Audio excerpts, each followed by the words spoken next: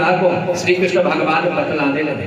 कहा श्री कृष्ण भगवान ने कि हे भगवान, के प्रभु, कि आप जो है आज मेरे इस स्थान पर आप विराजमान हो, सो आप बतलाइए आपका यहाँ आने का कारण क्या है, किस कारण से आप यहाँ पर आए हुए हो। मैं आपके मुखार बिंद से यह श्रवण करना चाहता हूँ। आप तीनों लोगों के स्वामी हो, और तीनों लोगों के स्वामी होने के बाद भी आप जो है मात्र पांडवों की ओर से जो है दूत बन करके आए हुए। तो उसका कारण क्या है? आपका जो है ये पांडवों के प्रति इतना प्रेम क्यों? इन्होंने कौन सा ऐसा कर्म किया जिस कर्म के कारण आपने 100 कौरवों को छोड़ दिया और 5 पांडवों से इतनी प्रीति कर दी? इसका कारण क्या है? क्यों आप इनकी तरफ से दूत बन करके आए? आप चाहते तीनों लोगों के स्वामी हो, आप कौरवों के तरफ से भी आप दूत बन के आ जा सकते हैं, लेकिन आपकी श्रद्धा इन 5 पांडवों में कैसे हो? क्यों आप इनके तरफ से दूत बन करके आए? तो कृपया करके मुझे बतलाने की कृपा की। तब श्री कृष्ण भगवान कहने लगे कि इन्होंने ना तो मेरे ऊपर कोई जादू किया हुआ है, ना इन्होंने मुझे कोई अपने बस में किया हुआ है, और ना ही इन्होंने ऐसा कोई यज्ञ किया हुआ। कोई यज्ञ भी इन्होंने नहीं किया जिस यज्ञ से मैं प्रसन्न होकर के इनके तरफ से दूत बन करके आ जाऊं। इसीलिए इन्होंने ऐसा कोई भी काम नहीं किया हुआ। तब श्री कृष्ण भगवान मुस्कुरा करके कहने लगे कि भीष्म पितामह, ये जो आप पूछ रहे हो ये वार्ता बहुत ही गोपनीय है। इसका कारण जो है बहुत गोपनीय है। इन्होंने इन 5 भाइयों ने एक ऐसा कर्म कर लिया अपने जीवन में जिस कर्म के कारण आज मुझे इनका दूत बन करके आपके पास आना। इतना उत्तम कर्म इन्होंने किया, और वो भी कार्तिक मास में, जो भगवान विष्णु को अत्यंत प्रिय महीना है। उसी महीने में इन्होंने यह कर्म किया। तब कहा भगवान ने, एक प्राचीन समय की बात है, उज्जैनी एक नगरी थी। उस नगरी में 5 भाई रहा करते थे। इसमें पहला बड़ा भाई जो था उसका नाम कवि था, दूसरा सूची था, तीसरा दृढ़ था, चौथा दत्त था, और 5वां जो इनका भाई सबसे छोटा हो वो हंस था। ये 5 भाई उस उज्जैन नाम की नगरी में ये निवास करते थे। ये 5 जो है ब्राह्मण कुल में इन्होंने जन्म किया हुआ। ये ब्राह्मणों की तरह जो है कर्म किया कर, वेदों को पढ़ना, सत्संग करना, भगवान की भक्ति करना, भगवान का पूजन करना, ये इसी तरह से अपना समय जो है व्यतीत करते हैं। एक समय ये 5 भाई भ्रमण कर रहे थे, तो भ्रमण करते हुए ये किसी मंदिर में पहुंचे। भगवान के भक्त तो थे, सत्संग किया करते थे, कथा श्रवण सब कार्य किया करते थे, वेदों में बड़े पारंगत थे। जब ये पहुंचे उस मंदिर में, वहां जाकर के इन्होंने देखा कि एक ब्राह्मण जो है भगवान की पूजा कर रहा है, और जैसे जैसे भगवान की पूजा कर रहे थे जिस कर्म के द्वारा, वही सब ये देख रहे थे। तो इन 5 भाइयों ने नित्य प्रति जो है उस ब्राह्मण को यह व्रत करता हुआ देख करके, 5 दिन का जो व्रत कर रहा था मंदिर में, भगवान का जो पूजन कर रहा था, ये 5 भाइयों ने जाकर के देखा। एक एक करके जा रहे थे, सब देख रहे थे ये पहले दिन क्या कर रहा है, दूसरे दिन क्या, एकादशी से लेकर के पूर्णमासी तक। ये 5 दिन में ये ब्राह्मण जो है किस तरह से भगवान की पूजा कर रहा है, कैसे पूजा कर रहा है, यह देखने के लिए ये 5 भाई एक एक करके जो है उस मंदिर में इसके समीप पहुंचे। एकादशी का दिन है। एकादशी का दिन जब ये उस मंदिर में पहुंचे, और वहां पर जो है एक कादम्बरी जो नृत्य किया करते हैं, और नृत्य करते हुए वो सबको अपने वशीभूत कर लिया गया। तो वहीं पर ये 5 भाई भी पहुंचे, और उसने कहा था कि साथ सब एक साथ मत, सब अकेले अकेले आए, और अकेले आकर के मेरे पास आना, मैं तुम्हें नृत्य दिखाऊंगा। मैं जो अपना नृत्य करती हूँ, मैं संगीत में जो है बड़ी निपुण हूँ। मेरा नृत्य देखने के लिए आप जो है उस मंदिर में पहुंचो, और अकेले आना, 5 एक साथ मत आना। सबने स्वीकार कर लिया। अब एक एक करके जो है ये सब उस मंदिर में जाते हैं, और मंदिर में जाकर के जो ब्राह्मण वहां पर पंचक के जो व्रत कर रहा था, उसी मंदिर में कादम्बरी भी पहुंची हुई थी, नृत्य करने के लिए। सबसे पहले इन भाइयों में से जो बड़ा भाई था वो पहुंचा मंदिर में कादम्बरी का नृत्य देखने के लिए। तो देखा कि एक ब्राह्मण भगवान का पूजन कर रहे। अब जैसे ये पूजन कर रहा था भगवान का, ये सब उसने देख लिया और उसने भी जो है उसी ब्राह्मण की तरह ये पूजन जो है उसे भी प्रारंभ कर दिया। और प्रारंभ करते हुए गया तो था उसका नृत्य देखने के लिए, लेकिन ब्राह्मण को पूजन करता हुआ देख करके उसी तरह पूजन करते हुए वैराग्य उत्पन्न हो, सब कुछ त्याग दिया, छोड़ दिया, सोचा संसार में कुछ भी नहीं है, ये सब जो है नश्वर है, क्षण भर में मिलती है, क्षण भर में समाप्त हो जाती है। ऐसा मन में विचार करते हुए यह भी इसने छोड़ दिया। दूसरा दिन आया द्वादशी का दिन। द्वादशी के दिन वह ब्राह्मण उसी मंदिर में द्वादशी के दिन पूजा कर रहा था। और दूसरा जो बड़ा भाई पहले दिन गया था द्वादशी के दिन, ये दूसरा भाई पहुंच गया कादम्बरी का नृत्य देखने के लिए। कादम्बरी ने उसको बुलवाया था मंदिर में आना, अकेले आना, मैं तुम्हें नृत्य दिखाऊंगी। अकेले पहुंचा, देखा ब्राह्मण भगवान का पूजन कर रहे हैं। दूसरे दिन जिस तरह से यह ब्राह्मण भगवान का पूजन कर रहा था उसी तरह से इस ब्राह्मण ने भी उसको देख करके उसी तरह से पूजन प्रारंभ कर और पूजन प्रारंभ किया। इसको भी वैराग्य हो गया। इसने भी मन में विचार किया कि संसार में मनुष्य शरीर यदि प्राप्त किया हुआ है और जो भी वस्तु यहाँ पर दिखती है यह सब जो है स्वप्न के समान। जब यह शरीर नहीं रहता तो संसार में कोई चीज रहने वाली नहीं, छोड़ दिया, वैराग्य हो गया, मन को चला गया। त्रयोदशी का दिन आया। त्रयोदशी के दिन कादम्बरी ने तीसरे भाई से कहा कि उस मंदिर में मेरे नृत्य को देखने के लिए आना, मैं तुम्हें मंदिर में अपना नृत्य दिखाऊंगा और तुम्हें भी अकेले आना, किसी भाई को साथ नहीं डालना। दो भाइयों ने वैराग्य ले ली। अब तीसरे का नंबर त्रयोदशी के दिन आया। ब्राह्मण त्रयोदशी के दिन भगवान का पूजन कर रहा था मंदिर में बैठ कर, और जैसे ये पूजन कर रहा था जिस विधि के द्वारा, उसी विधि से जो है ये तीसरे ने भी ब्राह्मण को पूजन करता हुआ देखा और पूजन करते हुए उसी तरह से इसने भी भगवान का पूजन किया। इसको भी वैराग्य किया, इसने भी सब कुछ छोड़ दिया, त्याग दिया। अब आ गया चौथा दिन, जिसको बैकुंठ चतुर्दशी कहते हैं। उस बैकुंठ चतुर्दशी के दिन कादम्बरी ने चौथे भाई को बुलवाया कि मेरा नृत्य देखने के लिए मंदिर में पहुंचा। आज चौथा भाई उस मंदिर में पहुंचा, ब्राह्मण पूजन कर रहा था और जैसे जैसे इसने जो है पूजन प्रारंभ किया, जो द्रव्य दान, जो वस्तु भी भगवान को अर्पण कर रहा था, उसी तरह से इस चौथे ने भी उस ब्राह्मण को पूजन करता हुआ देखा। अब जैसे ये पूजन कर रहा था वैसे इसने भी पूजन प्रारंभ किया। पूजन प्रारंभ किया, पूजन समाप्त हुआ, वैराग्य हो गया, छोड़ दिया सब कुछ। मन में विचार किया कि संसार सब नश्वर है, कोई यहाँ पर जो है जन्म जन्मांतर के लिए रहने वाली नहीं, सब समाप्त होने वाली। वैराग्य हुआ, ये भी चला गया। अब आ गया कार्तिक मास की पौर्णमासी का दिन, गंगा स्नान वाला है। उस गंगा स्नान वाले दिन जो चौथा सबसे छोटा इनका भाई था, वो छोटे भाई से कादम्बरी ने कहा कि फलानी जगह मंदिर है, उस मंदिर के समीप में जो है नृत्य करूंगा और तो मेरा नृत्य देखने के लिए आगे लाना, साथ में किसी को नहीं आना, अकेला है। मैं चला गया मंदिर में, पहुंचा जिस मंदिर में कादम्बरी ने बुलाया था नृत्य देखने के लिए, उसी मंदिर में जब ये पहुंचा, इसका नाम जो है हंस। ब्राह्मण को प्रणाम किया, यमुना में स्नान किया, आंवले के वृक्ष के नीचे अपने पितरों का इसमें श्राद्ध किया। उसके बाद इसने जो है उस मंदिर में जा करके कादम्बरी का नृत्य देखने के लिए जा रहा था, ब्राह्मण को पूजन करता हुआ देखा, भगवान का पूजन कर रहा था, देखा भगवान का पूजन करते। अब जैसे ये भगवान का पूजन कर रहा था, इसने जो है एक चम्मच में घी लिया, उस घी से 3 बार पाचमंती की। अब ये सबसे छोटा वाला ये देख रहा था उस ब्राह्मण को घी का आचमन करते हुए, इसने भी वही कर्म किया, जैसा ब्राह्मण कर रहा था वैसा ये भी कर लिया। इसको भी वैराग्य हो गया, इसने भी सब कुछ छोड़ दिया, त्याग दिया, सब घर बार सब छोड़ कहा कि संसार में कुछ भी नहीं, ये सब नश्वर चीजें।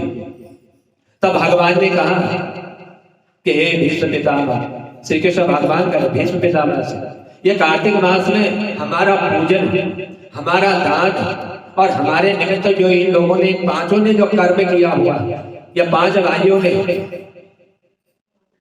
करोड़ों यज्ञ कर लो, कितना ही कुछ भी कर लो, कितना दान पुण्य कर लो, कितने भी मंदिर में पूजा कर लो, लेकिन 5 दिन का यदि व्रत श्रद्धा पूर्वक नहीं किया तो किसी का भी फल नहीं मिल पाता। इसीलिए इन्होंने जो है कोई दान नहीं किया, कोई पुण्य नहीं किया, मात्र कार्तिक मास में ये 5 व्रत श्रद्धा पूर्वक किए थे ब्राह्मण को देख करके। जैसे ब्राह्मण करता था वैसे इन्होंने भी किया, तो उसी पुण्य के प्रभाव के कारण आज ये 5 भाई जो है ये पांडवों के नाम से विख्यात हो गए।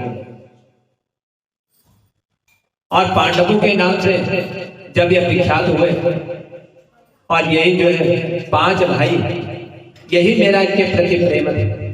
इतना बड़ा इन्हें कर्म किया, एकादशी से लेकर के पूर्णमासी, उसी एकादशी पूर्णमासी के उस व्रत के प्रभाव के कारण मैं इनके वशीभूत हूँ, मैं इनके उसे दूत बन के आया हूँ, क्योंकि 5 दिन के व्रत मुझे अत्यंत प्रिय लगते हैं। वो भी कार्तिक मास, कोई महीना ऐसा नहीं है जिस महीने में या 5 व्रत आते हो। एकमात्र कार्तिक का महीना है जिसमें एकादशी से लेकर के पूर्णमासी ये 5 व्रत जो भीष्म पंचक के नाम से किए जाते हैं, ये उसमें भीष्म पितामह ने इन व्रतों को किया और तभी से यह व्रत जो है प्रारंभ होगा। तो इसमें एकादशी के जागरण करने के कारण जो कवि नाम का सबसे बड़ा इनका भाई था, यह जो है कवि नाम का अर्जुन हुआ, सुचि नाम का सहदेव हुआ, तो दंत नाम का था यह नकुल हुआ, जो दृढ़ नाम वाला था यह भीम हुआ। ये 5 भाई जो है इस व्रत के करने से आज श्री कृष्ण भगवान के वशीभूत होंगे, उनके बस में होंगे।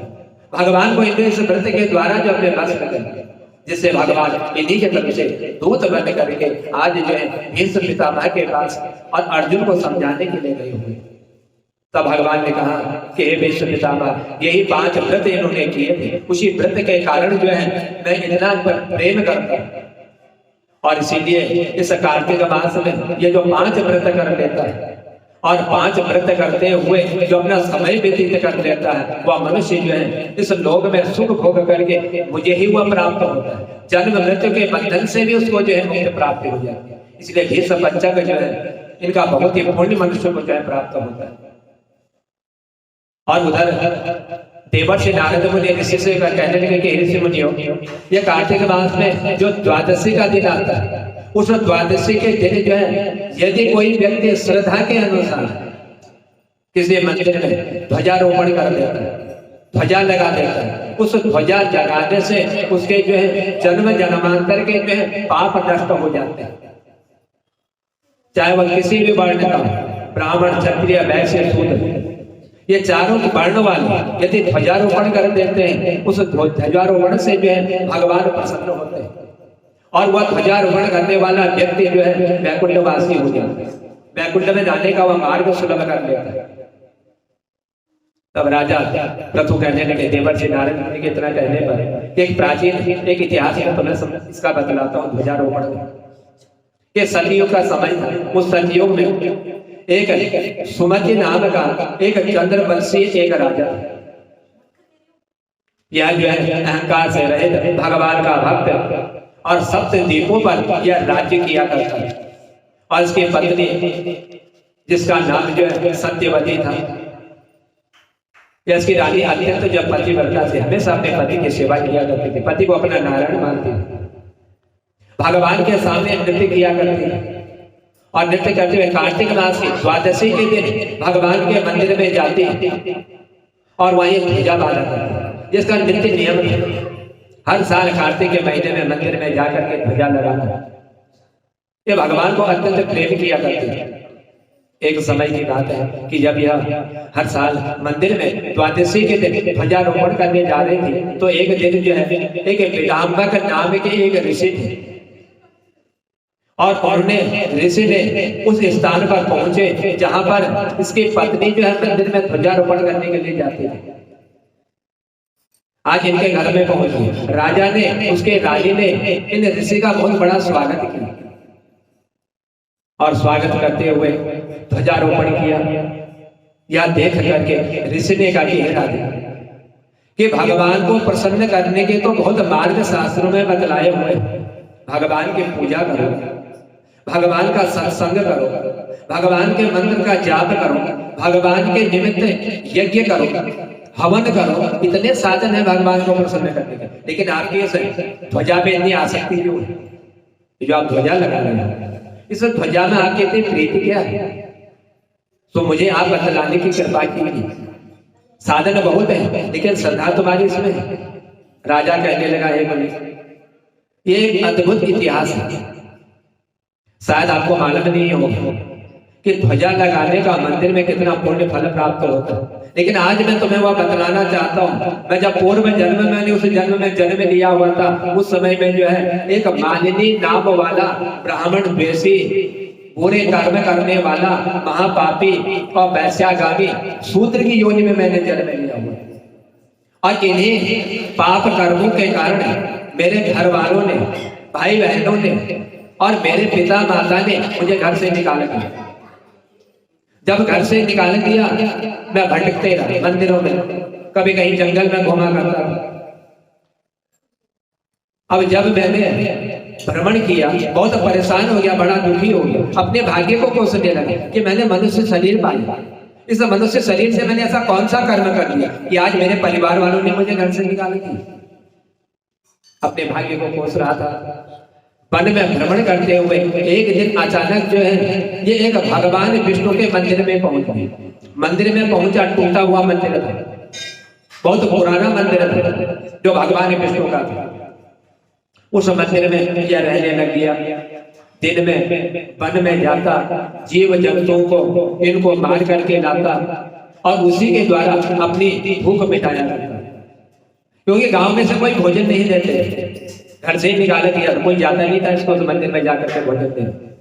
दिन भर जो पशुओं को मारता, उसी से अपना जीवन निर्वाह करता। एक दिन यह जो है एक पर्वत पर पहुंचा।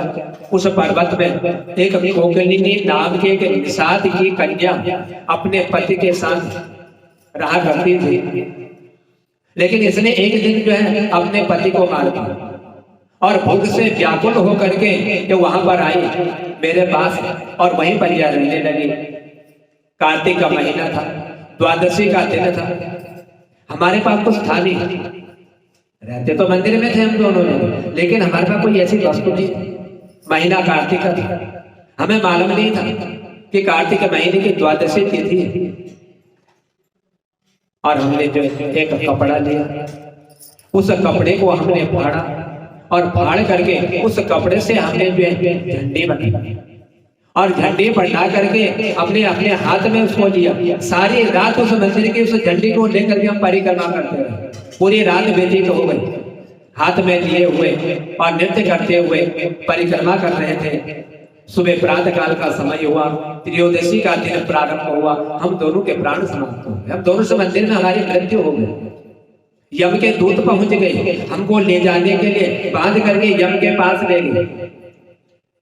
और जब यम के पास ले गए, भगवान के दूत भी वहां पहुंच गए और वहां आकर के उन यम के दूतों से भगवान ने उनको डांटने लगे। कहा कि तुम्हें इतना भी ज्ञान नहीं है कि कौन जो है पापी है, कौन धर्मात्मा है, तुम्हें किसको लाना चाहिए, किसको नहीं लाना चाहिए। तुम जो है जो पापी मनुष्य होते हैं, पाप कर्म करना जीवन व्यतीत करते हैं, उनको ले जाने का अधिकार तुमको है इस यम नगरी में, जो धर्मात्मा को नहीं ले जा सकते। क्रोधित हो गए यम, कहने लगे कि दोनों जो है बड़े पापी हैं, इन्होंने जीवन में कोई शुभ कर्म नहीं किया हुआ, हमें क्या कोई पुण्य नहीं दिखाई दिया, इसी कारण हम इनको लेकर के आए हुए, यमपुरी लेकर के गए हुए। भगवान विष्णु के गणों ने कहा कि अत्यंत दुख की बात है, तुम्हें कुछ भी ज्ञान नहीं है, तुम्हें धर्म अधर्म का कुछ भी मालूम नहीं है। तुमने कभी सोचा इन्होंने पुण्य अपने जीवन में नहीं किया, पाप कर्म किया हुआ, या सब ठीक है, जीवन भर पाप कर्म किया, उसी में लगे रहे। लेकिन एक दिन देव योग के कारण जब ये भ्रमण करते हुए किसी भगवान विष्णु के मंदिर में रात्रि में रहे थे, कपड़ा फाड़ करके एक डंडे में बांध करके झंडी बनाई थी, उस मंदिर की परिक्रमा करी थी, पूरी रात नृत्य किया, जागरण किया, परिक्रमा करी। त्रयोदशी की सवेरे सूर्योदय होते इनके प्राण समाप्त हो गए। और वही जो परिक्रमा इन्हें करी थी द्वादशी के दिन, झंडे को हाथ में लेकर के, उसी द्वादशी के उस झंडे के कारण झंडा इन्हें फहराया था, इनके पाप समाप्त हो गए, इनके पुण्य उजागर हो चुके थे वहीं से। इन्होंने मंदिर में भगवान का नृत्य भी किया भगवान को रिझाने के लिए, और सुंदर भजन भी इन्होंने गाए थे। उसी से इनके पाप नष्ट हो गए। अब ये तुम्हारे यमलोक में नहीं, यह भगवान के विष्णु लोक में जाने के अधिकारी हो चुके हैं। भले इन्होंने अनजाने में किया, उनको मालूम नहीं था कार्तिक का महीना है और वो भी द्वादशी का दिन जिसमें झंडारोहण होता है। कुछ भी ज्ञान नहीं था कि झंडे को हाथ में लेकर के झंडा बनाने से घूमने से क्या होता है, ये ज्ञान नहीं था, अज्ञानवश किया। जब अनजाने में कोई व्यक्ति इस तरह से कर्म कर लेता है और जानबूझ करके यदि करेगा तो उनके तो पुण्य की कोई गणना नहीं की जा सकती। इसी के कारण ये जो है भगवान विष्णु के गण इनको ले जा करके विमान पर बैठाया और विमान पर बैठा करके आज ये दोनों जो है भगवान के वैकुंठ धाम में पहुंच गए। तब देवर्षि नारद मुनि ने कहा कि हे ऋषि मुनियों, अनजाने में यदि कोई ध्वजारोपण करके उसका इतना फल यदि उसको प्राप्त हो जाता है, और यदि कोई जो है श्रद्धा पूर्वक कार्तिक मास की द्वादशी के दिन यदि मंदिर में यदि ध्वजारोपण कर लेता है तो उसका फल जो है कोई देवता बतलाने लायक नहीं, ब्रह्मा जी भी उसका फल नहीं बतला सकते, इतना अनंत पुण्य को वह देने वाला है। इसीलिए कार्तिक मास में मंदिर में ध्वजारोपण करने से मनुष्य के जो पाप होते हैं वह समस्त पाप उनके जो है नष्ट हो जाते हैं, उनके पुण्य जो है उजागर होते हैं। इतनी कथा जब विलाम्बक ऋषि ने श्रवण करी तो उन्हें अपने स्थान की ओर प्रस्थान कर दिया और मन में विचार किया कि आज मुझे मालूम हो गया कि इस राजा की भगवान के मंदिर में ध्वजा लगाने पर इतनी श्रद्धा क्यों, क्योंकि ध्वजारोपण से भगवान प्रसन्न होते हैं। आज मुझे इसका ज्ञान मालूम हो गया। इतना कहते हुए ये ऋषि जो है तपस्या करने के लिए अपने स्थान की ओर जो है इन्होंने प्रस्थान कर दिया। तब देवर्षि नारद मुनि ने कहा कि सूर्य महाराज, इसीलिए ये कार्तिक मास जो है भगवान को इतना प्रिय है, जिसमें किया जाने वाला जितना ही कर्म होता है यह सारा कर्म जो है अक्षय पद को देने वाला है। उसमें किए हुए कर्म कभी नष्ट नहीं होते। उन कर्मों का जो फल दिन प्रतिदिन जो है बढ़ते रहते हैं। लेकिन कार्तिक मास में भगवान को प्रसन्न करने के लिए जो भी कर्म किया जाए उस कर्म के प्रति उस व्यक्ति की जो है श्रद्धा होनी चाहिए। श्रद्धा से किया हुआ कर्म जो है फल देने वाला होता है और अश्रद्धा से किया जाने वाला कर्म जो है यह फल नहीं देता है। तब देवर्षि नारद मुनि ने कहा कि ऋषि मुनियों, एक समय जो है जो सुलोचना थी यह वासुकी नाग की पुत्री और लंका का जो रावण था उस रावण का जो पुत्र था मेघनाद, उस मेघनाद की यह पत्नी थी। एक समय जब लक्ष्मण और मेघनाद में युद्ध छिड़ गया और युद्ध छिड़ते हुए भगवान ने जो है मेघनाद का वध कर दिया और मेघनाद का वध करते हुए उसका जो सिर था उस सिर को भगवान जो है लेकर के अपने शिविर में पहुंचे और अपने शिविर में जब पहुंचे उधर जो है सुलोचना को मालूम पड़ गया कि आज इसका पति जो है भगवान के द्वारा मृत्यु को प्राप्त हो गया। भगवान ने मेरे पति का जो है सर काट दिया। रावण के पास पहुंची सुलोचना, मृत्यु का समाचार सुन करके रावण से कहा कि आप जो है मेरे पति के शीश को लेकर के आप आइए। यह रावण को आदेश दिया, प्रार्थना कर। और सुलोचना की यह बात सुन करके आज रावण जो है मेघनाद के सिर को लाने के लिए तैयार नहीं हुआ। उसने कहा सुलोचना से कि स्वयं राम के पास जा करके मेघनाद का शीश लेकर के आए, क्योंकि राम जो है पुरुषोत्तम है, इसलिए तुम स्वयं जाओ और जा करके अपने पति का सिर जो है राम से मांग करके लेकर के आओ।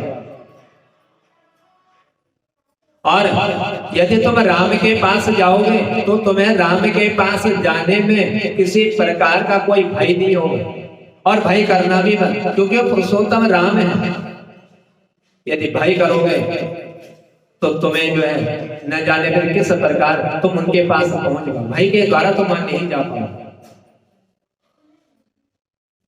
यह रावण बहुत पराक्रमी और इसने जो अपने पुत्र इंद्रजीत जिसे राम ने आज जो है मेघनाद का वध कर दिया, इंद्रजीत को आदेश दिया और कहा से कि जाओ जा करके रणभूमि में जिसने मेरे पुत्र का जो सर काटा हुआ है उसको मार करके मेरे समीप तुम लेकर के आ गए।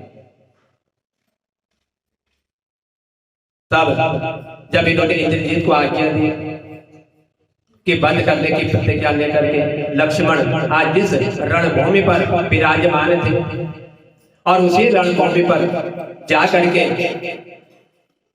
श्री रामचंद्र भगवान ने कहा कि लक्ष्मण रण में जाकर के इस भूमि में तुम अपनी वीरता और रण कौशल से के द्वारा इस रावण का पुत्र जो मेघनाद है इस मेघनाद का तुम वध कर। तो इसमें मुझे कोई जो है संदेह नहीं है कि तुम कार्य कर सकते हो या नहीं कर सकते हो। एक बात का विशेष ध्यान रखना, ये जो मेघनाद का जो मस्तक है जब तुम इसका वध करोगे, मेघनाद को मारोगे तो इसके सिर को भूमि पर मत गिरने देना। जो ही सर कटेगा तो ये ध्यान रखना कि कहीं इसका सर कट करके भूमि पर ना गिर जाए। इसका विशेष तो मुझे रणभूमि में ध्यान रखना, क्योंकि इस मेघनाद की जो पत्नी है वह पतिव्रता है, अपने पति को भगवान के समान मानती है। इसीलिए ऐसी साध्वी पति का मस्तक कभी भी जो है भूमि पर नहीं गिरना चाहिए। जो अपने पति को भगवान के तुल्य मानती है, नित्य प्रति अपने पति की सेवा करती है, इसलिए ये विशेष ध्यान रखना कि इसका सर कहीं भूल से भी जो है पृथ्वी पर ना गिर सके, क्योंकि हमारी सारी सेना को इसने जो है समाप्त कर दिया और हमें युद्ध में विजय की आशा हमने त्याग दी। आज राम की बात सुन करके लक्ष्मण अपनी सेना लेकर के रणभूमि की ओर जब प्रस्थान इन्होंने किया और वहां पर जाकर के इन्होंने वही किया जो राम ने इनसे कहा हुआ था। आज लक्ष्मण ने जो है रणभूमि में युद्ध के अपने बाणों से उस मेघनाद का मस्तक जो है काट दिया और जब मेघनाद का मस्तक कटा, राम ने कहा था कि पृथ्वी पर मत गिरने देना, तो आज लक्ष्मण ने उस मेघनाद के सिर को जो है भूमि पर नहीं गिरने दिया और जब उसको भूमि पर नहीं गिरने दिया तो हनुमान उस मस्तक को लेकर के श्री राम रघुनंदन के पास पहुंचे और पहुंच करके मेघनाद की जो दाहिनी भुजा थी उस दाहिनी भुजा को आकाश में इन्होंने फेंक दिया और वही जो है उसकी जो पत्नी सुलोचना थी आकाश में फेंकते हुए वह उसका हाथ जो है उसकी पत्नी के पास पहुंची और जब पत्नी के पास उसका हाथ पहुंचा बड़ी दुखी हुई, रोने लगे, विलाप करने लगे कि आज मेरे पति को जो है रणभूमि में मृत्यु प्रदान होगी, मेरे पति को मार दिया किसी ने। रावण ने भेजा था विजय प्रदान करने के लिए और स्वयं मृत्यु को प्राप्त हो गया, बड़े रोने लग गए। जो भुजा आकाश में फेंकी थी इनके पास पहुंची थी, आज उस भुजा को जैसा स्पर्श कर रही है कि मेरे पति का हाथ या किसी और का हाथ, कटा हुआ हाथ गया हुआ, देख रही है उसको, विचार कर रही है, स्पर्श किया।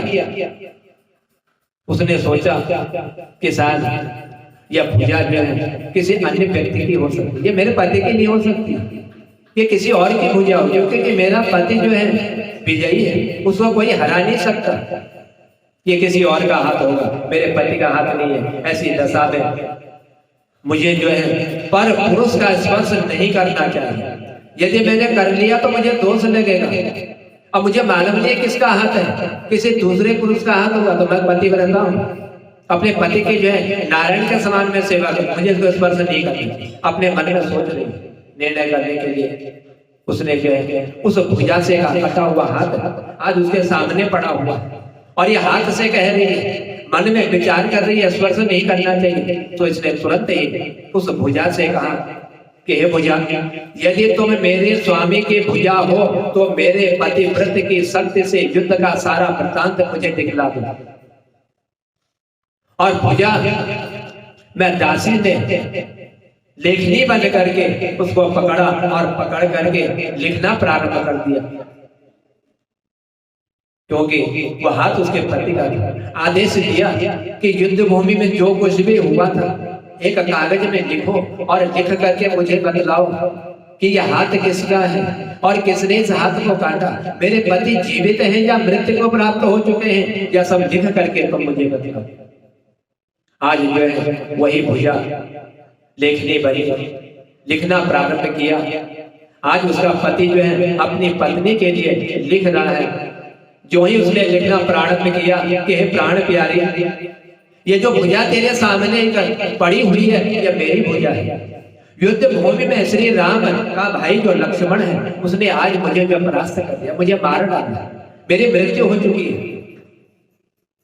लक्ष्मण ने कई वर्षों से अपनी पत्नी, अन्न और निद्रा, ये तीन चीजों का त्याग किया हुआ, इन तीन चीजों को छोड़ा हुआ है।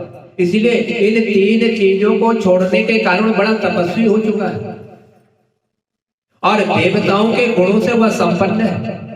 संग्राम में उसके हाथ से मैं जो है बच नहीं सका, उसके बाणों से मैं अपनी रक्षा नहीं कर सका। अंत में उन्हीं के बाणों से आज मेरे जो है प्राण समाप्त हो गए। मेरा शीश श्री रामचंद्र के पास है। और जो ही उस हाथ ने इतना कागज पर लिखा था और लिख करके जो इसने पढ़ा तो पति की भुजा को लिखित पंक्तियां पढ़ते ही सुलोचना बड़ी व्याकुल हो समझ गई है ये किसी दूसरे के पति का हाथ नहीं, ये तो स्वयं मेरे पति का हाथ है। आज ने संदेश दे दिया, लिख दी कि मैं तेरे ही पति का हाथ हूं। लक्ष्मण ने मुझे मारा हुआ, उसने मेरा वध किया, मेरे प्राण उसने हरे हुए। आज जो है पुत्र वधु के विलाप को सुन करके लंकापति रावण जो है आकर के कहने लगा कि पुत्र शोक मत करो, विलाप मत करो, प्रातः काल होते ही मैं जो है तुम्हारे सामने एक नहीं बल्कि हजारों मस्तक ला करके दे दूंगा। मैं जो है हजारों मस्तक काट करके तुम्हारे समीप रख दूंगा, तुम विलाप मत करो। मेरे बाणों से कट करके यह जितनी पृथ्वी है यह सारी पृथ्वी जो है उन सिरों से जो है थक जाएगी। इसीलिए मैं रक्त की नदियां बहा सकता हूं। यह कहते हुए वह कहने लगी, आप जो इतनी बातें जो मुझसे कर रहे हो पर इसमें मेरा लाभ क्या होगा, मुझे फायदा क्या मिलेगा? जो आप एक मेरे पति के सिर को नहीं ला सकते राम के पास जाकर के और कहते हो कि मैं हजारों सिर से पृथ्वी को ढक दूंगा, तो मुझे लाभ क्या होगा, क्या फायदा होगा? मैं पतिव्रता स्त्री हूं, अपने पति के नारायण के समान सेवा करती हूं, तो मैं जो है अपने स्वामी के शीश को ही आपसे मांग रही हूं। उसके अभाव में किसी दूसरे के शीश के द्वारा वो पूर्ति नहीं कर सकते, वो मेरे पति के सिर की पूर्ति को नहीं करेंगे। सुलोचना ने निश्चय किया कि मुझे अब जो है जब मेरा पति नहीं रहा, मेरा पति रणभूमि में मृत्यु को प्राप्त हो गया, अब मुझे सती होना चाहिए, मुझे जीवित नहीं रहना चाहिए। क्योंकि पतिव्रता स्त्रियां जो हुआ करती हैं वो अपने पति के साथ उसमें सती हो जाया करती है। तो आज इसने प्रण कर लिया, पति नहीं रहे, अब मुझे जीवित नहीं रहना चाहिए, मुझे सती हो जाना चाहिए। अपने मन में यह निश्चय कर लिया इसने, किंतु पति के शव को राम जल में पड़ा हुआ था, राम के पास जो है उसका सिर पड़ा हुआ था। सोच रही है मैं सती हो जाऊं, लेकिन सिर जो है राम के पास पड़ा हुआ है, फिर वह कैसे सती होती? मैं कैसे सती होगी जब तक मेरे पति का सर नहीं है, मैं उसके दर्शन ना करूं। भले मृत्यु को प्राप्त हो गए, जब दर्शन करूं तभी मैं सती होगी। जब अपने ससुर रावण से उसने अपना जो है अभिप्राय कह करके अपने पति के शव को मंगवाने के लिए कहा, तब रावण ने उत्तर दिया, कहा कि हे देवी, तुम स्वयं ही राम के दल में जाकर के अपने पति के उस शीश को लेकर के तुम आओ, अपने पति के शव को लेकर के आओ। जिस समाज में बाल ब्रह्मचारी हनुमान, परम जितेंद्रिय लक्ष्मण और एक पतिव्रती भगवान श्री राम विराजमान है, उस समाज में तुम्हें जाने से कोई रोकेगा नहीं, तुम्हें किसी प्रकार का कोई डर नहीं करना चाहिए। मुझे विश्वास है कि तुम जो है ऐसे महापुरुषों के द्वारा तुम निराश नहीं लौटोगे। तुम राम के पास जाओगे लेकिन राम तुम्हें निराश करके नहीं लौटेंगे, क्योंकि पुरुषोत्तम राम है, वो कभी कोई निराश नहीं करते।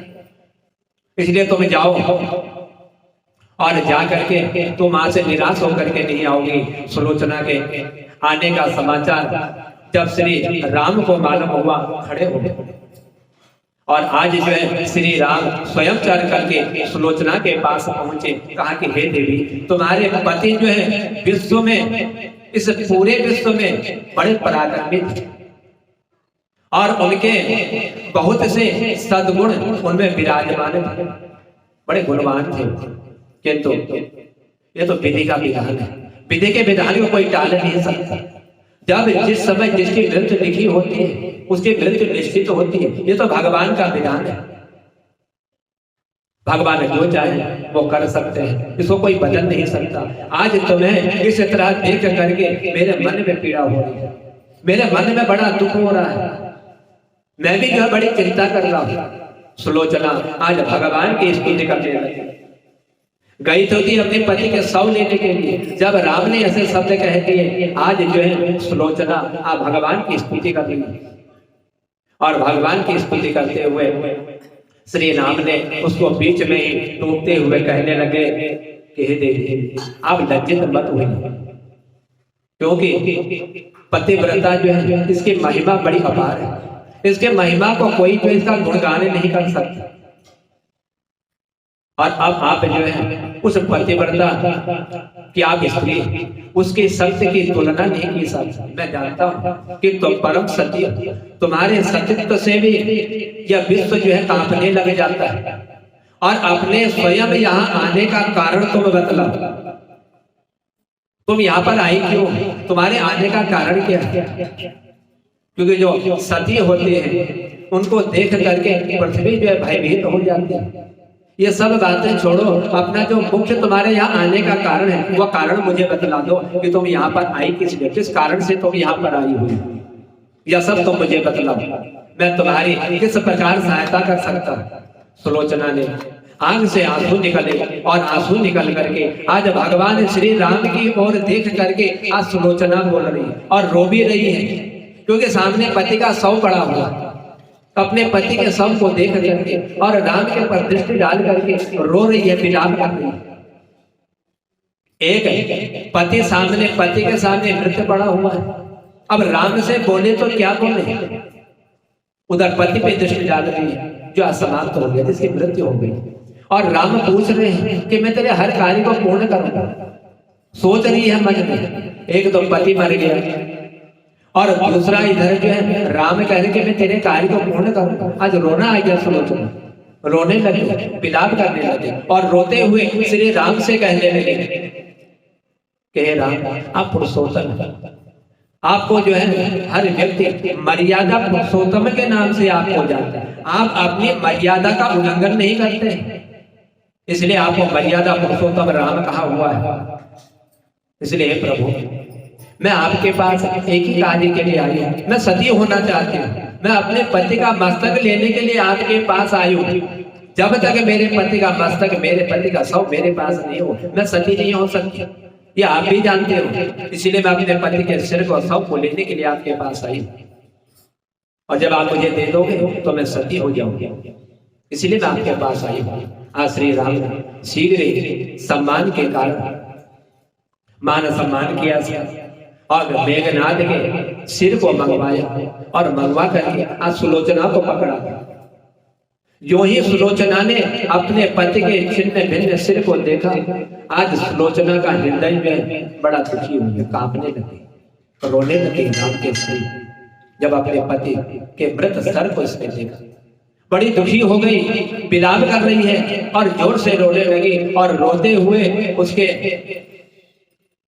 लक्ष्मण के इसने एक और जो एक दृष्टि डाली, क्योंकि लक्ष्मण ने ही के पति के सिर को काटा हुआ था, उसका वध किया हुआ, तो देखा और कहा लक्ष्मण से रोते हुए, अपने हाथ में पति का सर पकड़ा हुआ है और लक्ष्मण को देख करके आज कह रही है सुलोचना कि हे सुमित्रानंदन, तुम भूल कर भी गर्व मत करना, कि मैंने जो है मेघनाथ का वध मैंने किया होगा, ये भूल कभी मत करना। इस भूल पर कभी तुम गर्व मत करना, क्योंकि मेघनाथ को धराशायी करने की शक्ति जो है विश्व में किसी के पास नहीं।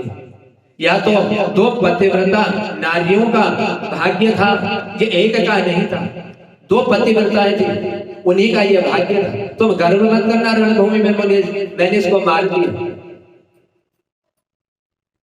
तो इसीलिए आज जो है सुलोचना लक्ष्मण से इस तरह की बातें जब कर रही थी, और बातें करते हुए आपकी पत्नी भी जो है पतिव्रता है, और मैं भी जो है अपने पति के चरणों में जो है आसक्त रहते, उनका ध्यान करते और उनके आगे मैं और किसी का ध्यान नहीं करता।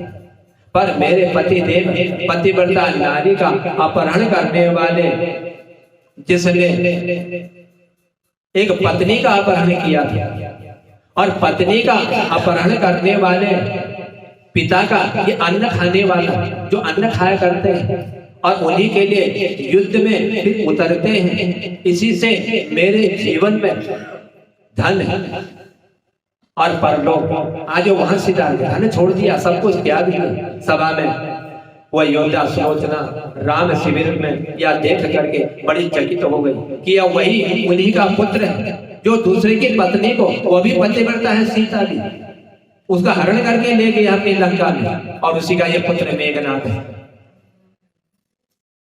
उसी के वहां रहता है, उसी का अन्न खाता है, उसी का गुण गाता है, क्योंकि पिता है उसका, उसका पुत्र है। इसी को भेजा रणभूमि में। ऐसे करके एक एक करके उसके न जाने कितने पुत्रों का वध हो गया, लेकिन फिर भी उसने जो है सीता का अपहरण करके लेकर उसको छोड़ा नहीं। ये राजा को बड़ा बल था, विद्वान था, ज्ञानी था, लेकिन एक छोटी सी भूल के कारण वह पापी बन गया, क्योंकि उसने जो है पर स्त्री का जो है अपहरण किया था। तो आज जो है जब ये नहीं समझ पा रहे थे, तो सुलोचना को पता चला कि उसके पति का जो है भगवान राम के पास है। जिज्ञासा शांत करने के लिए आज इन्होंने जो है सुग्रीव से पूछ लिया और कहने लगे कि एक बात मुझे ज्ञात होती है कि मेघनाथ का सिर जो है श्री राम के शिविर में है, और उधर जो है सुलोचना ने स्पष्ट बतला दिया कि मेरे पति की भुजा युद्ध भूमि में जब उड़ती हुई मेरे पास चली गई थी, उसी से लिख करके मुझे जो इस बात का पता चला, उसी ने मुझे बतलाया कि तुम्हारे पति का शव जो है राम के पास जो है पड़ा हुआ। मुझे मालूम नहीं थी, क्योंकि मैं पतिव्रता हूँ, और मैंने उसी भुजा से कहा था यदि मैं पतिव्रता हूं तो मुझे जो है लेखनी बन करके लिख करके मुझे ज्ञान करा, सब कुछ उसमें बतला दिया था। और इसीलिए मैं यहाँ पर आई हूँ। ऐसे व्यंग भरे शब्दों में सुग्रीव ने कहा कि वह निष्प्राण भुजा यदि लिख सकती है तो यह कटा हुआ सिर भी जो है हंस सकता है। जब एक कटे हुए हाथ ने लिख करके तुम्हें बतला दिया, और कटा हुआ सिर भी जो है ये हंस सकता है, ये भी बोल सकता है।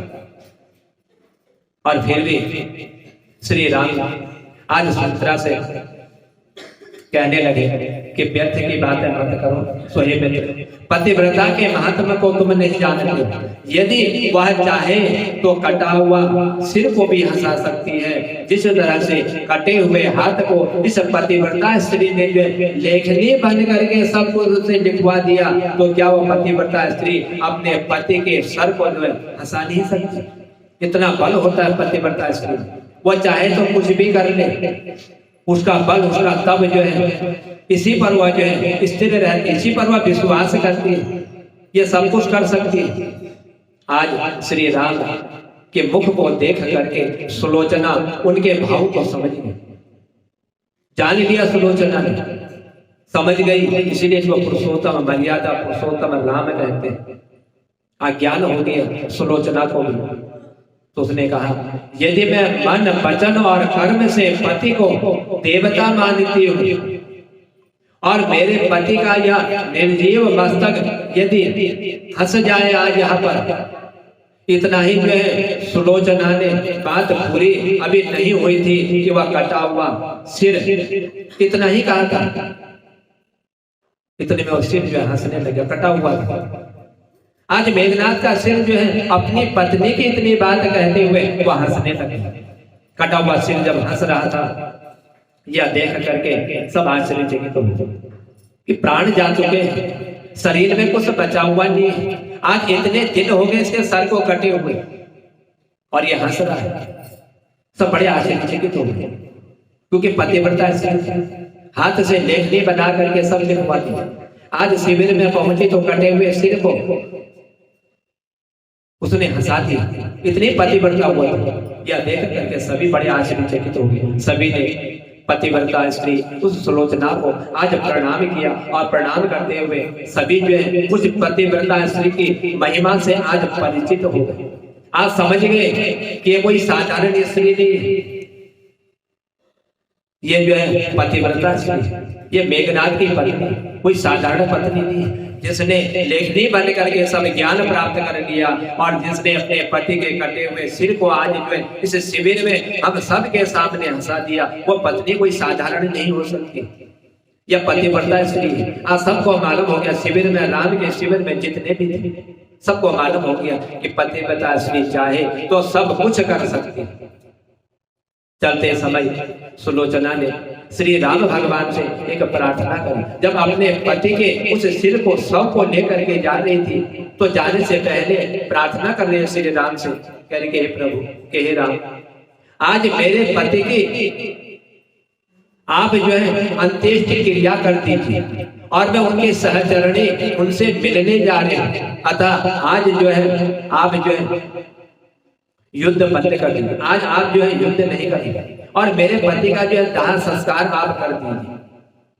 आज सुलोचना की ऐसी प्रार्थना सुन करके श्री राम ने इसको स्वीकार किया और स्वीकार करते हुए सुलोचना के पति का सिर लेकर के जब वह वापस लंका पहुंच गई और लंका में समुद्र के तट पर उसने जो है आज एक चंदन के लकड़ियों के द्वारा अपने पति को जलाने के लिए आज चिता उसने बनाई और लंका में जाकर के जब उसने चंदन की लकड़ियों से चिता बनाई अपने पति का दाह संस्कार करने के लिए, क्योंकि उसने कहा था राम से कि मुझे सती होना है, लेकिन सती कब होंगी?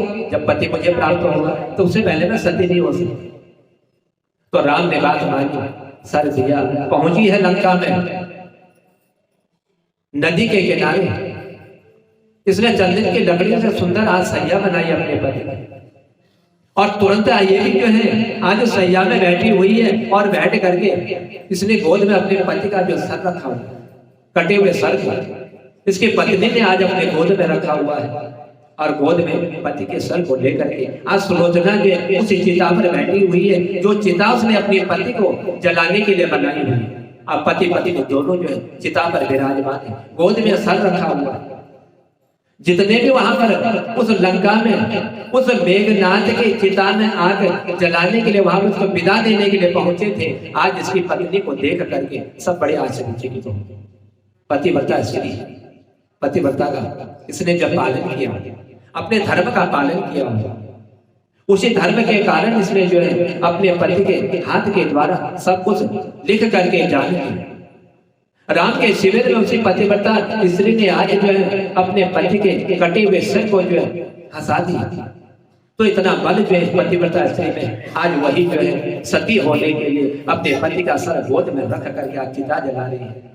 और जो ही चिता में आग लगी तो धधकते हुए उस आग के क्षणों में उस ही बल में जो है आज उसकी पत्नी अपने पति के साथ जो है सती हो गई। उसने भी अपने प्राण त्याग दिया, प्राण लिया था। ये पति नहीं रहा तो मुझे जीवित नहीं रहा, ये सब लंका में अब मैं जीवित नहीं रहूंगा, मैं कैसे भी हो राम के पास जा करके सर लेकर के आऊंगी और ला करके और राम से ही आग्रह करूंगी कि आप मेरे पति का जो अंतिम संस्कार आप कर दीजिए। मर्यादा पुरुषोत्तम है, मेरी बात को कभी टालेंगे नहीं, ये भी उसको विश्वास था। तभी राम से कहा कि प्रभु आज जो है मेरे से कार्य को पूर्ण कर दीजिए। राम ने आज उसको पूर्ण किया और सती जो है ये सुलोचना अपने पति के साथ यह भी जो है मृत्यु को प्राप्त होगी, इसने भी अपने प्राण त्याग दिए, भी सती होगी। तब देवर्षि नारद मुनि कहते हैं कि हे ऋषि मुनियों, जो सती व्रता अपने पति का जो है भगवान के समान जिसको मानते हैं, वो पतिव्रता स्त्रियां जो है चाहे तो कुछ भी कर सकती है। इतना बल, इतना तेज उनके अंदर विराजमान होता है कि उनको देख करके या पृथ्वी जो है कांपने लग जाती है।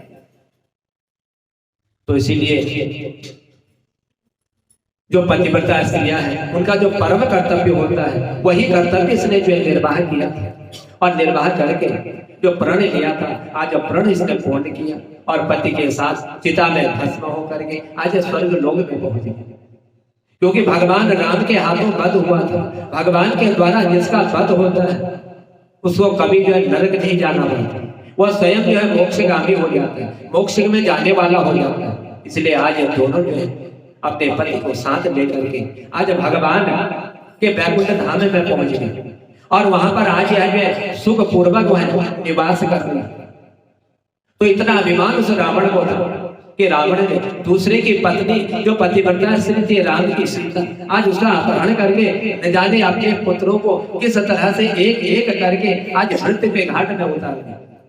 सब कुछ समाप्त हो गया, रावण कुछ बचा तक नहीं, सारे पुत्र समाप्त हो गए और लास्ट में जो रावण का अहंकार था उस रावण का अहंकार भी नहीं रहा और राम के मालूम था राम और उधर रावण को भी मालूम था कि मैं इसका पत्नी का हरण करके तो लेके आ चुका हूं, लेकिन राम के साथ मैं युद्ध भूमि में विजयी नहीं हो सकता, ये रावण को पहले ही पता था।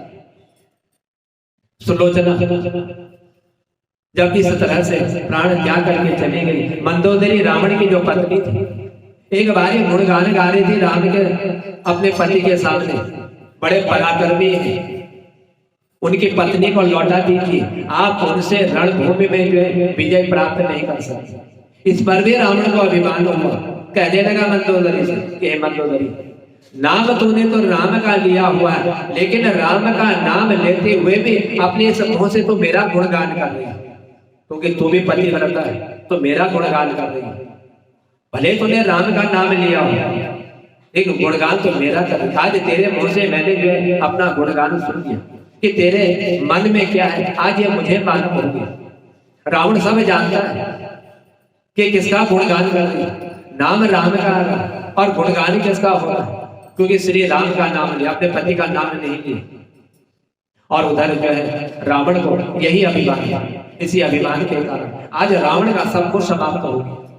अपनी पत्नी की बात तक इसने नहीं मानी और पत्नी की बात न मानने के कारण सर्वस्व समाप्त हो गया। इसकी लंका में, इसके कुल में कोई भी जो है इस रावण की अंतिम क्रिया करने वाला नहीं बचा। जब रावण की मृत्यु हुई कोई भी नहीं, विभीषण राम की तरफ आके गए, समझाया राम ने कि तुम्हारा भाई मृत्यु को प्राप्त हो चुका है, अभी तक तुमने जो कुछ भी किया सब कुछ भूल जाओ, छोड़ दो। आज आपने इस रावण को जो बड़ा विद्वान है, कोई हो नहीं सकता इसके तरह विद्वान इस विश्व में, इसीलिए जाओ, जा करके आज अपने भाई की अंतिम क्रिया करके आदेश दिया राम ने विभीषण को। राम को साथ लेकर सब जने आज जो है उस रावण का अंतिम संस्कार करने के लिए, इसीलिए जो रावण का अभिमान था वही रावण का अभिमान जो है रावण को ही समाप्त करेगा। इसलिए रावण के कुल में कोई बचा नहीं, अंत समय में उसकी चिता में आग लगाने वाला। लेकिन भगवान राम के द्वारा आदेश देने पर आज मेघनाथ ने अपने भाई की चिता पर आग लगाई और वह तुरंत विभीषण के द्वारा आग लगाने पर आज वैकुंठवासी हो। ये सब जो है पाप कर्म जितने भी रावण के थे सब समाप्त। रावण के राम के द्वारा वध हुआ, तो राम भगवान के द्वारा जिसकी भी मृत्यु होती है वह वैकुंठवासी होती है, नरक में जाने वाला नहीं होता, नरकवासी नहीं होता। इसीलिए आज वह भी जो है वैकुंठ धाम पहुंचा। भगवान ने रणभूमि में जिसको भी मारा, जिसका भी वध किया, ये सब वैकुंठ धाम जाने वाले हो, सब वैकुंठवासी हो। मालूम था मुझे मारेगा तो मोक्ष भी प्राप्त होगा। और उधर जो है जिस समय बाणों की सैया पर भीष्म पितामह लेटे हुए थे, एकमात्र श्री कृष्ण भगवान के दर्शन करने मात्र उनके प्राण ठंडे हुए। कहते हैं कभी किसी की मृत्यु होती है तो कहते कि मेरे उस पुत्र को बुला दो, उसके मैं दर्शन कर लूं। कहता कुछ नहीं है, लड़का सामने आ जाता प्राण चले जाते हैं। आज वही भीष्म पितामह के साथ कहा कि मैं श्री कृष्ण भगवान के एक बार दर्शन करना चाहता हूं, एक बार उनके दर्शन तो करो। पहुंचे भगवान, समझ नहीं पाई भीष्म पितामह ये है कौन है। मैं तो राम, मैं तो श्री कृष्ण भगवान का दर्शन करने के लिए कह रहा था, लेकिन ये मेरे सामने कौन खड़ा है। भगवान ने स्वयं कहा कि आप जिसको दर्शन करना चाहते, जिसको बुला रहे हो, मैं वही हूं। तो जो ही भीष्म पितामह ने आज जो है श्री कृष्ण भगवान के एक नजर उनके ऊपर डाली तो नजर डालते प्राण समाप्त हो गए, चले गए। उनके दर्शन करना चाहिए, क्योंकि मालूम था भगवान के दर्शन होंगे तो मोक्ष प्राप्त होगा। इतना समय व्यतीत हो गया बाणों की सैया पर सोते हुए, न जाने शरीर को कितना कष्ट हो रहा होगा। इस कष्ट को दूर करने वाले और मोक्ष प्रदान करने वाले यदि कोई है तो साक्षात नारायण है। मुझे उनके दर्शन करने हैं। श्री कृष्ण भगवान ने अपना विराट स्वरूप उनको दिखाया और उस विराट स्वरूप के दर्शन करते ही भीष्म पितामह के प्राण जो है समाप्त हो गए। तब देवर्षि नारद मुनि कहते हैं कि ऋषि मुनियों, जिसने भगवान के दर्शन किए, जिसने भगवान का नाम अपनी जिह्वा पर लिया, अपने प्राणों को त्यागा, वह सब वैकुंठवासी हो। जन्म और मृत्यु के बंधन से भी उनको जो है मुक्ति प्राप्त हो। इसीलिए कार्तिक मास में मनुष्य शरीर धारण करने पर मनुष्य जो भी कर्म कर लेता है, उन कर्मों का फल उनको अनंत पुण्य प्रदान करने वाला होता है। यह कार्तिक मास का यदि कोई चातुर्मास है, यदि कोई पूर्ण व्रत यदि नहीं कर पाता है, एकादशी से लेकर के पूर्णमासी तक यदि वही 5 व्रत यदि कर ले तो चातुर्मास कार्तिक इन व्रतों का पुण्य का जो फल होता है वह फल उनको जो है प्राप्त हो जाता है और वह मनुष्य सुखमय जीवन व्यतीत करता हुआ अंत समय में इस शरीर को त्याग करके मोक्ष प्राप्त करता है। अपने सुख का कारण भी मनुष्य स्वयं बनाता है, अपने दुख का कारण भी मनुष्य स्वयं बनाता है। क्योंकि हम जो है कोई काम करते हैं, वह काम हमारा जो है ना तो समय से चलता है और ना ही किसी विधान से हम उसको कर पाते, इसीलिए वो हमारे दुख का कारण बनता है। और जो कार्य हम जो है नियम पूर्वक करते हैं वह हमारे लिए जो है सुख का कारण, सुख और दुख। अभी बीच में एक कथा आई थी कि मनुष्य अपने 6 कारणों के द्वारा ही अपनी मृत्यु को बुलाता है। मृत्यु स्वयं नहीं आती। यमराज ने भी कहा मैं किसी को मारने नहीं जाता, उस मनुष्य के कर्म उसको मरवा देते, उसकी मृत्यु पर प्रदान कर देते। इसलिए जो कर्म मनुष्य करता है वही कर्म उसको जो है सुख और दुख भोगने का अधिकारी बनाता है। क्योंकि नियम सही नहीं, हमारी वाणी सही नहीं, हमारे शरीर से किया हुआ कर्म सही नहीं। काम सब करते हैं लेकिन नियम कुछ नहीं, और नियम से विपरीत हो जाते हैं, धर्म से अधर्म की ओर हम चले जाते हैं। कभी भी किसी के भी द्वारा देखा हुआ कार्य करने से वो फल प्राप्त नहीं हो पाता, जो स्वयं अपने द्वारा किए हुए कार्य के द्वारा फल प्राप्त होता है। इसीलिए आज सोचिए, ऋषि मुनि से कहते हैं ऋषि मुनियों, स्वयं मनुष्य जो है सुख और दुख को भोगने वाला है। कोई भगवान जो है अपने भक्त को ना तो सुख देते ना दुख देते, जैसा वह कर्म करता है उसी कर्म के अनुसार वह सुख और दुख को भोगने वाला है। सुख मिल गया तो सब कुछ प्राप्त हो जाता है, भगवान का दर्शन भी कर लेता, भगवान को भी प्राप्त कर लेता है और सोचता है कि भगवान ने मुझे सुख नहीं दिया, मैं खुद जो है इस सुख का भागी बना। जो ही दुख आ गया तो आज भगवान ने मैं इतना कर्म किया, मैंने इतनी पूजा किया, भगवान ने मुझे दुख प्रदान कर दिया, क्यों मैंने इतना कर्म किया हो। ये सत्यनारायण भगवान की कथा में एक प्रसंग आता है कि कलावती कन्या जब सत्यनारायण भगवान का पूजन कर रही थी, माँ के कहने पर पति और पिता के दर्शन करने चली गई तो सब कुछ त्याग दिया, छोड़ दिया, प्रसाद भी छोड़ दिया, प्रसाद भी त्याग दिया। कितना दुख प्राप्त हुआ, क्योंकि जब और सोचा उसने कि भगवान का पूजन कर रही हूँ, जो दुख निवारण करने वाले, कष्टों को दूर करने वाले, लेकिन मुझे उनके पूजन के द्वारा इतना कष्ट प्राप्त हो गया अब मन में ध्यान नहीं, गलती कहाँ पर करी थी, प्रसाद त्याग किया था, कथा में से उठ करके चली गई थी, उसके कारण मुझे आज इतना जो कष्ट प्राप्त हो। तो इसीलिए कहीं भी हो सत्संग कीर्तन भजन, विशेषकर ये सत्यनारायण भगवान के जो पुराण में लिखा हुआ है, ये कोई बात असत्य नहीं है, ये बिल्कुल सत्य बात है। कहते कथा नहीं कहीं पर भी हो रही हो तो बीच में उठना नहीं चाहिए। अपमान होता है भगवान का, लेकिन हम तो उसमें ही उठ जाते हैं। जब कष्ट होता है ना, उसको भोगने का समय आता है, फिर याद नहीं रहता है कि हमने गलती कहाँ पर करी थी। पूजन तो भगवान का कर लेते हैं, लेकिन उसमें पूजन में कहाँ पर त्रुटि हो गई, कहाँ पर गलती हो गई, इसका ध्यान नहीं रहता है, क्योंकि मन बड़ा चंचल है।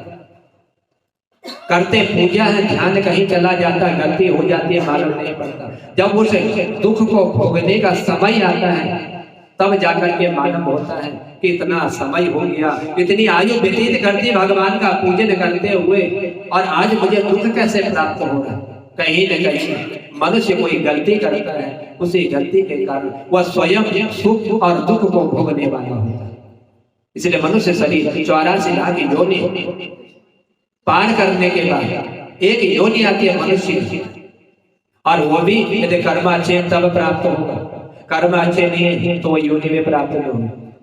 मरते रहे, जीवित होते रहे उसी योनि में, मनुष्य योनि नहीं। देवता लोग भी जो है सोचते हैं कब हमको मनुष्य योनि मिले और कब हम भगवान का पूजन करें, हमको भी अवसर कब प्राप्त हो, लेकिन हम मनुष्य होकर के सब भूल जाते हैं। कोई नियम नहीं रखते, कोई समय का हमें वो नहीं रहता कि किस समय हमें पूजन करना चाहिए। कहते कि शास्त्रों में ब्रह्म मुहूर्त में उठ करके जो मन होता है मनुष्य का, वो बड़ा शीतल होता है, कोई बातें उसमें नहीं आती, तो उसमें यदि भगवान का पूजन कर लो तो वही जो है फल देने वाला होता है। और जब सारी दुनिया की बातें मन में पड़ी हुई हो, सबकी बातें हमने सुन ली हो, तब भगवान का पूजन करते हैं तो उस पूजन का फल नहीं मिल पाता।